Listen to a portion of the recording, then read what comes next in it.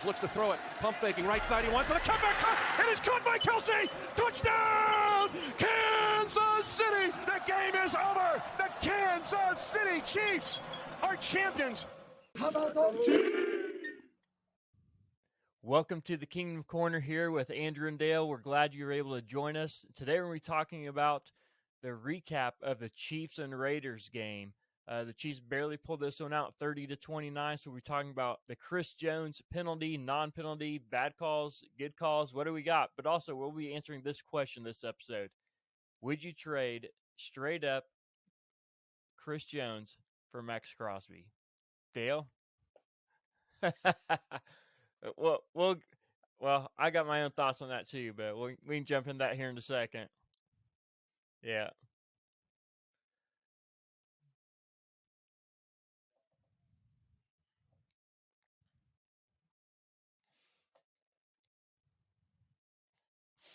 That's right. People are clamoring for more. They can't get enough of Dale and Andrew here.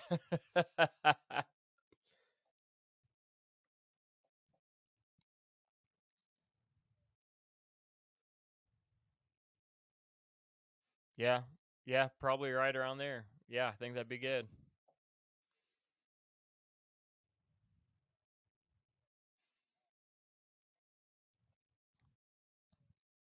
Yeah,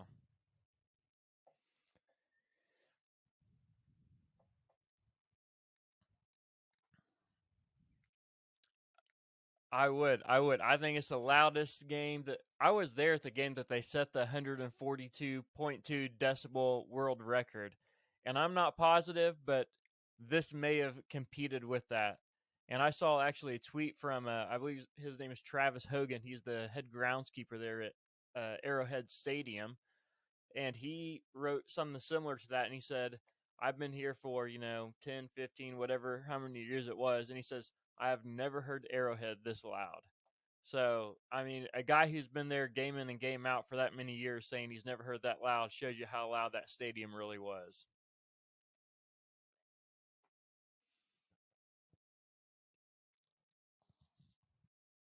Yeah. Yeah. Yeah. Oh man. Yeah, I mean that brings me to a lot of questions. One, why would you invite a Raiders fan over, or did you not know until they showed up? Oh,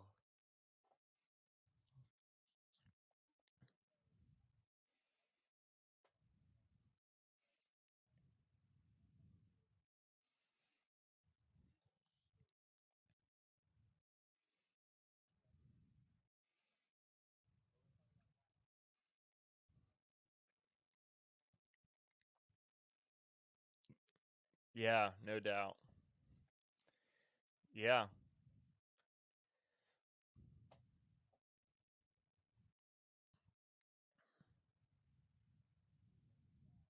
yeah,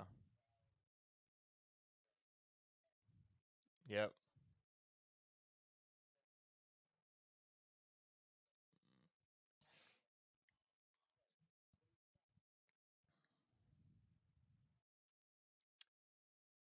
I can ar- I can already tell you that's not roughing the passer. I don't care what they say. As I don't know what you're supposed to do in that situation if you don't tackle him and take him to the ground. I know they say, well, full body weight on. Okay, well, here's the thing. He had the football because of the fumble in his other hand. How's he supposed to brace himself in any other way except for just how he's able to land? I mean, it's maybe the first time in NFL history that somebody's recovered a football and got passing the uh, roughing the passer in the same play.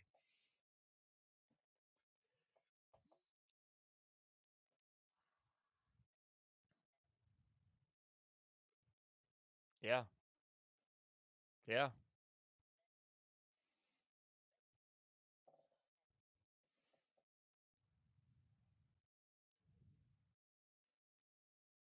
yeah,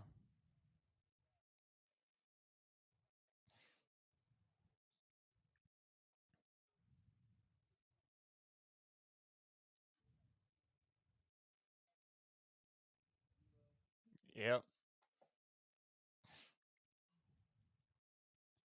yeah.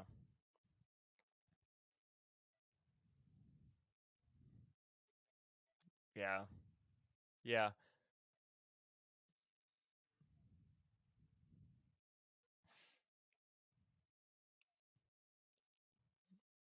Mhm.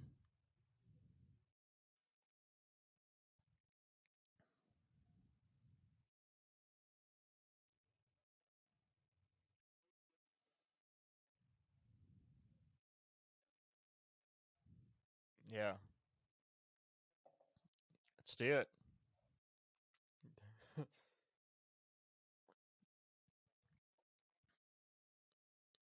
Hmm.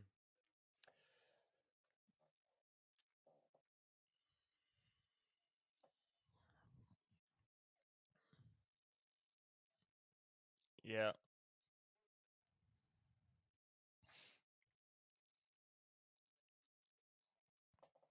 Yeah, I haven't been able to go back and watch the broadcast again yet. I'm planning on it, just haven't yet. But even being there in the stadium watching that first quarter, I'm thinking, where is this offense that we saw so dominantly last week against the Bucks? What and my main thought was the offensive line. In that first quarter, especially, they were doing nothing. They couldn't block to run the ball. They couldn't block to pass the ball. Every snap, Patrick Mahomes has somebody in his face, and every snap, Maxx Crosby was involved. That guy was a menace. They could not stop him. They couldn't figure out how to stop him or even somewhat neutralize him. And every play seemed like he was in the backfield doing something, disrupting whatever play we had planned. So at the end of that first quarter, now me and you have both been to some games where we've seen the Chiefs down a lot, like the Bills playoff game last year, 13 seconds left. And so we've seen some crazy comeback. And so I wasn't doubting the Chiefs at this point, but I still thinking, what are we doing? This reminds me a lot of this Colts game that we were not able to pull back in.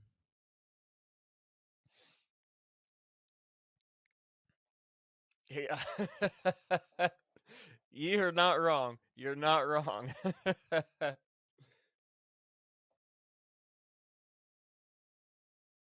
Yeah. Yeah.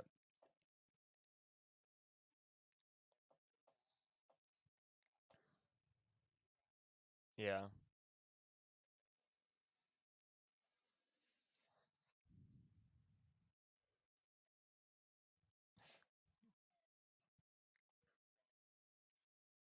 Yeah. That's crazy.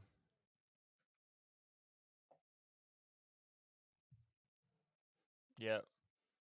Yeah. I mean, we came in as the number one defense against the run, right? And I mean, here, let's see, I got it here somewhere. And we gave up 155 yards of rushing in this game when we were only averaging like 64 a game. So I mean, that's crazy. Yeah. Mhm. Yeah. Yeah, my goodness. I mean, I didn't see him hit his head at all, but I'm pretty sure he hit his head and he needed to come out for a concussion protocol. But I didn't see that happen. So not. I'm pretty sure someone's gonna need to get a phone call about that, about making sure these guys get through the proper precautions for this. So that guy, I mean, he was just getting beat.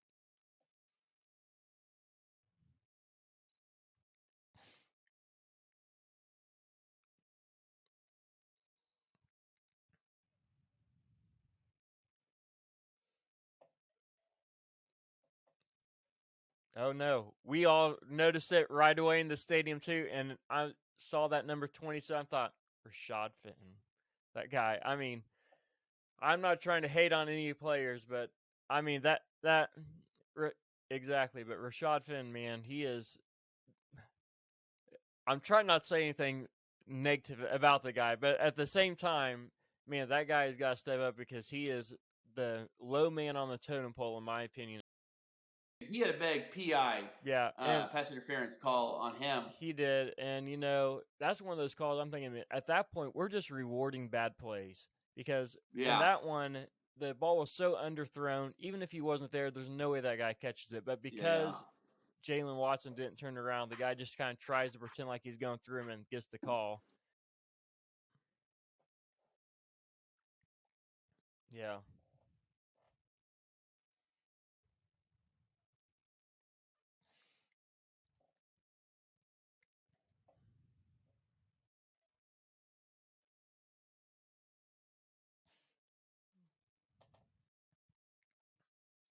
Yep. Yep. Yeah. Yep. Yep.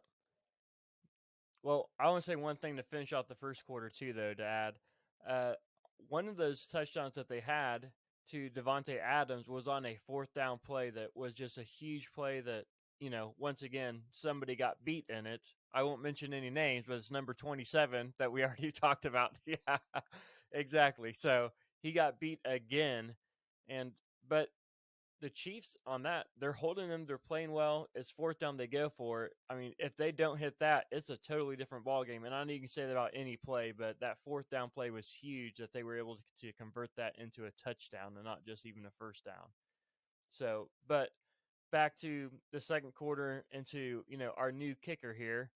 So one good thing about him, though, even though he did miss some, and that's frustrating, he did set a Chiefs record for the longest field goal with 59 yards right before the half. I mean, that was huge for a guy who wasn't able to hit some of these, what would be chip shots compared to this one he's about to make, and then nails that. So that was good.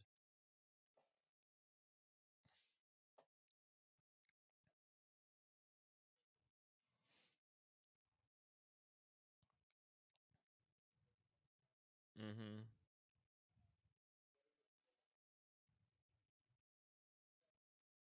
Yeah. Yeah.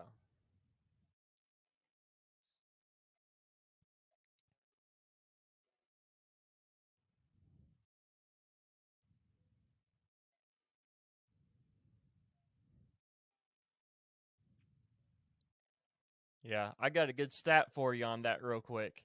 So talking about being down, so here's one I read earlier today. So Mahomes this year alone, when he's down 10 in the second half, is 2-0 now.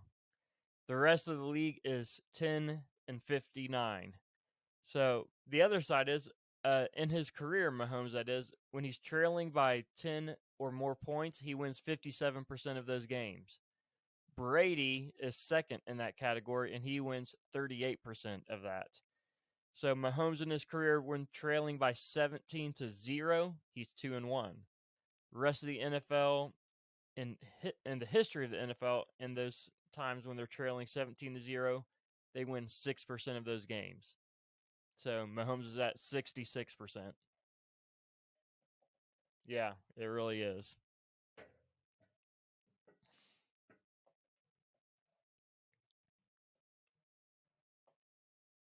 Yeah.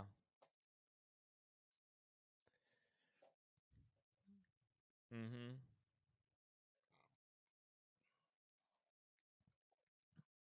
So here's a question for you about Mahomes. Then is he Okay. now being being being there we go being that he has Yeah. been able to come back so many times, is he now considered the greatest comeback quarterback in NFL history?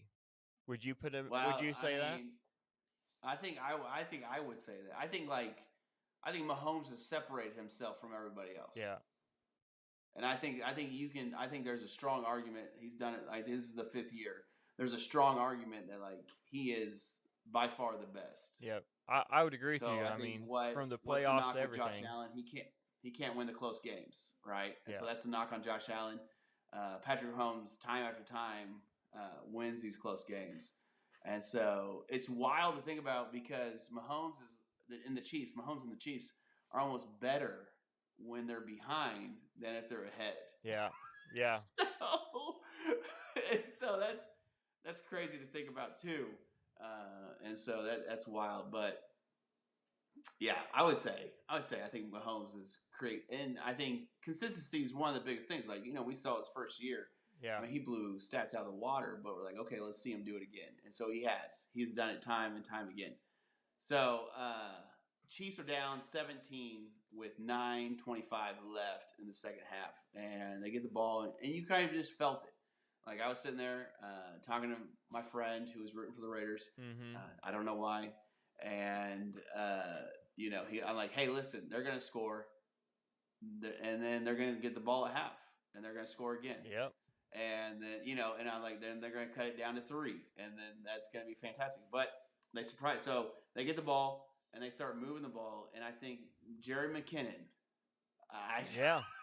I don't know what this guy has to do to get more time on the field, get the ball handed more, but every time he is handed the ball or thrown the ball, he is making plays. Yeah.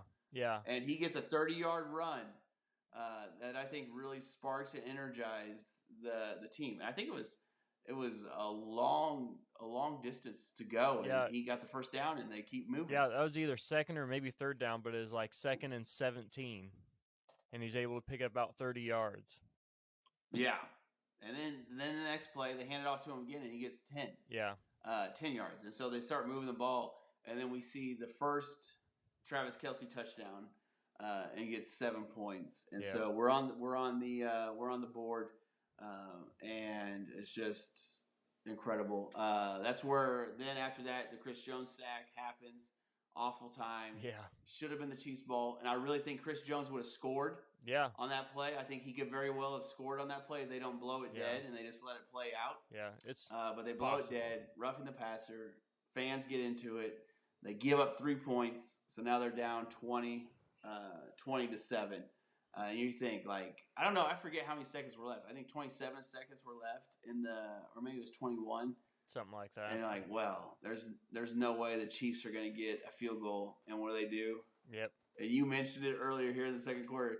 They get a 59-yard field goal to cut the lead down to 10 going into halftime. Yeah. And so that's just incredible. And so as they come out in the third quarter, you knew the Chiefs were going to score, and that's exactly what they did. And 87 gets their touchdown in the third quarter. And I think right from the start, you saw the O-line play so much better. Yeah. So they made it. I think credit to the Chiefs in the halftime adjustments or the second quarter. In the middle of the second quarter, they started making adjustments, and it was just I had the feeling that they were going to figure it out and like make it competitive, but it's just we can't take it for granted, man. We can't. Yeah. It's so good. Yeah, and once Mahomes and that offense figures out what you're doing on defense, you better hope your offenses, the opposing team, can keep up what they've been doing. Because if not, you're going to get into a situation like you did last night where Mahomes is just going to go ahead and run the score up on you and keep going, and you're going to be playing catch-up then, even though you had a huge lead to start with. So, and even after that Chris Jones penalty, though, it was so funny because the crowd was booing, because of the penalty, and I've never heard a crowd boo for such a long. It was like 10 minutes of real time. It was longer. It was a long time. And every time the refs were about to talk, or even just during the play, before the play, they were just booing the entire time, and it was hilarious. So I can't wait till you watch the broadcast and I know you like watching the full game with no commercials, which is fantastic. But there is a time where the ref calls a penalty, and I think it's against the Chiefs or it's with the Raiders, but he, I think, is fearful for his life. He is quivering. His lip is literally quivering because I think he's scared to make a call, and it was because the fans were so irate with him and what he did against Chris Jones. Yeah. One, taking a sack away from him, taking a strip fumble away from him, taking a touchdown away from him in that. And so just unreal. And I hope the league figures it out. I hope they, come down and okay, because let's just talk about this. We don't want what happened to happen to anybody else, right? Yeah, exactly. We don't. We don't want quarterbacks to be hurt. We don't want Aaron Rodgers to get hurt. We don't want Tom Brady to get hurt. We don't want Pat. We don't want. Yeah, we want everybody on every team. High-level quarterbacks to get hurt. Yeah, we want everybody on every team to stay healthy the whole year. You want to play everybody when they're at their best, not when they're at their worst. Because you want to show the world how good you are, and you don't want to play a team that's only half there. Well, Baker Mayfield or something like that. I mean, just to throw an example out that's there. Right. Yeah. So, but what was funny? I was talking. Maybe I heard it. I don't know. I was talking to somebody, but what was roughing the passer back in the day? Yeah. You remember? Well, you basically had it had to be about 10 seconds after the ball was gone. So yes, you could just basically the ball had to be gone. Yeah. and then you hit the and guy. not just gone, but gone for a long bit of time. Yes. Because you could throw it, and if you can get there within 1 or 2 steps, they were not calling that. Yeah. Yeah. And now roughing the passer is the guy has the ball. Yeah. I don't know. Roughing the passer is now tackling the guy and landing on him. So, figure that one out. Okay, so back to the Chiefs. 17-20 is what the score is. And then we get a stop. And then the 87 gets his third touchdown. And this is probably my favorite touchdown of the night. I don't know, second favorite maybe. That one where where Mahomes threw it and it looked like there was no way that he was going to catch it. I think it was the third one. Oh, yeah. But he catches it and just slides in. I'm like, that is unreal. But this one was so cool because he's running across the field, catches the ball, and then runs back across the field, stiff-arming 2 guys with McCole Hardman with a big block and gets in the end zone. 87 gets his third touchdown for the evening. Yeah, I mean, usually if you can hold Travis Kelce to 25 yards, you're doing a great job. The problem is he had 25 yards and 4 touchdowns. 4 touchdowns. And I think it was Good Morning Football. They showed a stat like guys who had scored 4 touchdowns with the lowest yards total. Yeah. And Marvin Harrison was second. And he had 93 yards with 4 touchdowns. There you go. So, quite the difference there. Just something to do. Well, the Raiders get the ball back, and so at this point, the Chiefs have taken the lead now, 24-20, and the Raiders are driving, but 47 gets a huge sack. Yeah. And just so timely and so great. Spags, even though he drives me crazy, and I'll tell you why he drives me crazy, is because Devontae Adams is killing us. Mm-hmm. Josh Jacobson is killing us, and you don't send any help. Yeah. With Rashad Fenton, like why are you putting these guys on an island? Help them out. You have 2 safeties. Help them out.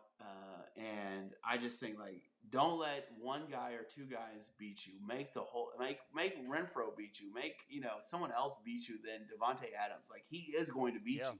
He can beat you. Yeah, one-on-one he will. We've talked about that before on the phone, and it's just it's mind-boggling sometimes. Like we can see it. I think everybody in the stadium can see it. Everybody on TV can see it. That like Rashad Fenton and Watson were just getting killed. Yeah. And so you just have to like just make it to a sense where like, hey, you're not going to beat us. So what do you think? Yeah, I absolutely agree with that, and especially with somebody like Rashad Fenton, who's already been beat several times, who's already had a pass interference on him trying to cover one-on-one, and is still unable to do so. You probably should do something different. Yeah. Especially against a huge weapon like Devontae Adams. But yeah, so Spags, go back to that 47. Harris, I think, is it Harris? Yeah. Yeah, Harris gets a huge sack, and we shut him down to 3.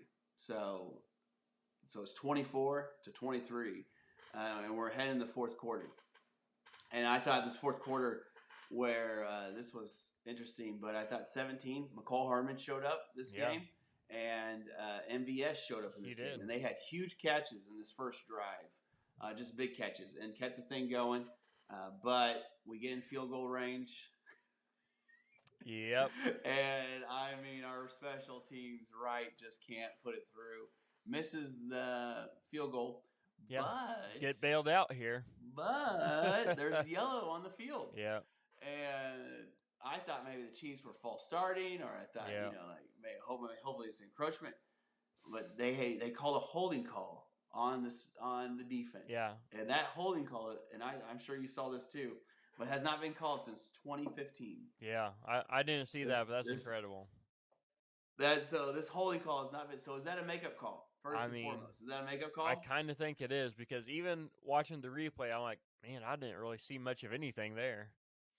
So that's I saw it probably 10 times, and I still don't know what they're talking about. There you go. So, but they said also this was credit to what's our special team coach, Toe?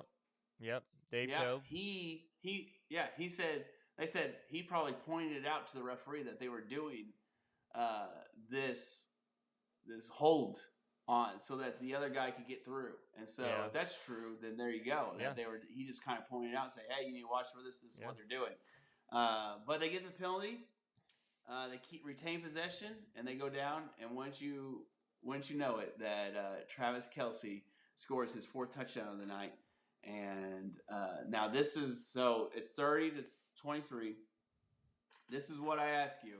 Mm-hmm. Do you go for 2 or do you kick the extra point? Whew, and honestly, I understand. I know hindsight's 20/20, right? Yeah, we know that, hindsight's we know the outcome. We know that exactly. But I think even so, even in the moment, I thought I would kick the field goal simply because you're going to be up by 8 if you kick the field goal, and it forces them to make the 2-point conversion to even tie it. To where otherwise, all they got to do is kick a field goal. If they score a touchdown and they're tied with you. But they would have to convert a 2-point conversion, which is much harder on a one chance thing. And so if it was me, I would have kicked the field goal. Yeah. That's exactly what I was kind of thinking. And I know we agree a lot on this podcast, and maybe we shouldn't because every TV show I see, there's like a guy and another guy, and they always disagree. Maybe so. So maybe we're we should get some guests on here that disagree with us, I guess. Yeah, maybe we're doing this wrong. Hey, I'll get the youth pastor. He can come on, and we can disagree with him. There you go. Tell him how wrong he is. Yeah.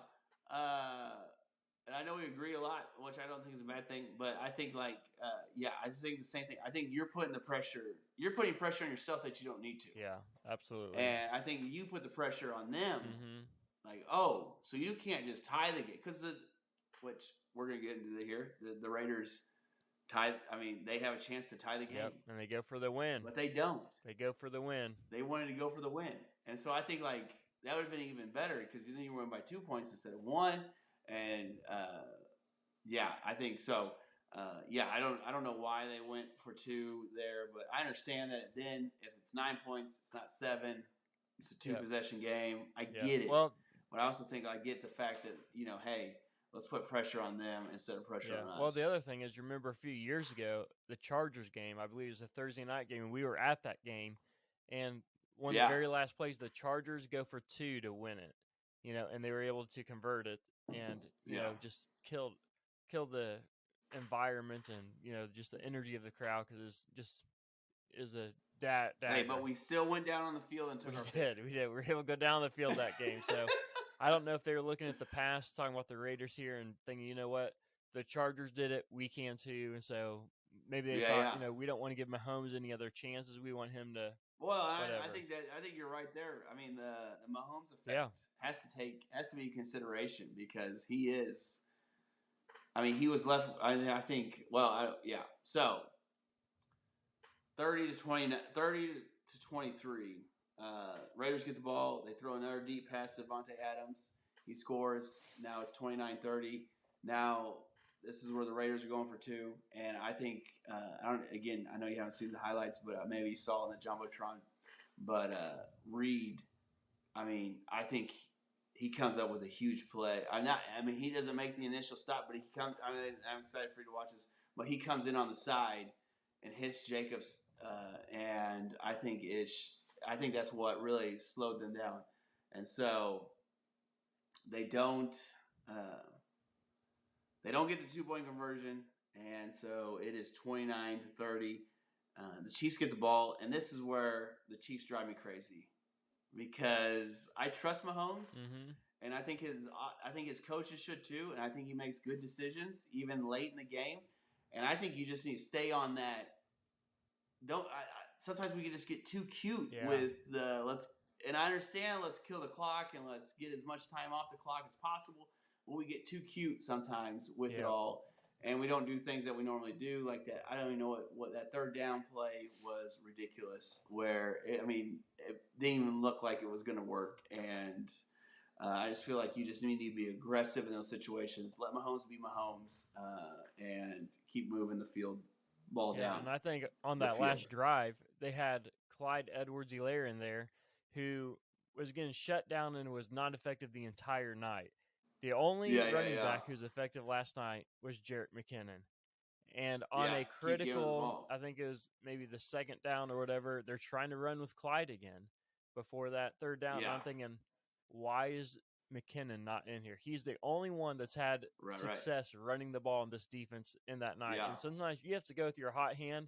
I know Clyde's a bigger guy, maybe, statistics, analytics, whatever you want to call it, say go with the bigger guy. But Jerick McKinnon was the only guy doing anything running against that defense last night, and yeah. they took him off the field. And I just wonder sometimes why, because I know you have noticed, and I've noticed that Pacheco has been getting the ball. A bunch so far. Yeah. Last night, one time. Yep. And the one time he ran, I don't think he gained 1 yard. I think it was just no gain. No, he didn't gain any. I think Clyde gained 15. Patrick Mahomes gained 28, so he outrushed Clyde, which is okay.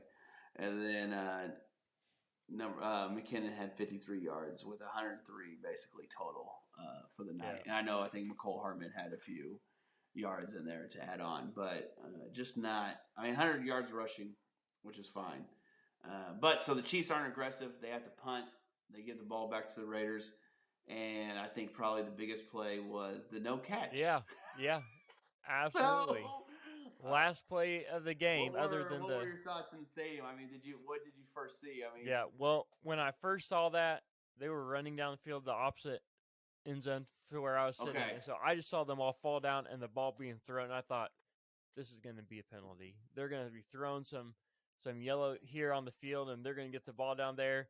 And so everybody's cheering, and I'm just sitting there looking for a flag, and I'm looking all over the field. I'm like, wait, no flag. And then all of a sudden, so it took me a second to celebrate with the crowd because I was just sure that because of the angle I was at that there was some penalty. But I watched back the replay later, and I saw that those two guys just collided into each other. So that was fantastic. Yeah. Our best defender of the night right there. Yeah.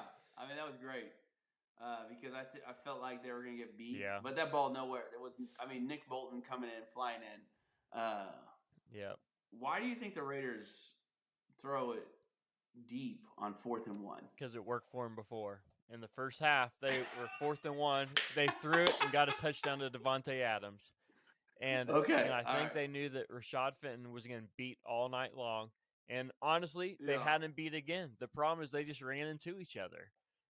The defender was behind him. Well, I don't know if that ball's true. caught. Right? I don't know if that ball's caught either because of the pressure that Carr's getting on him. But if the ball is on target and they don't run into each other, that's probably a touchdown because they had the defenders in the secondary behind them. They had him beat. Yeah.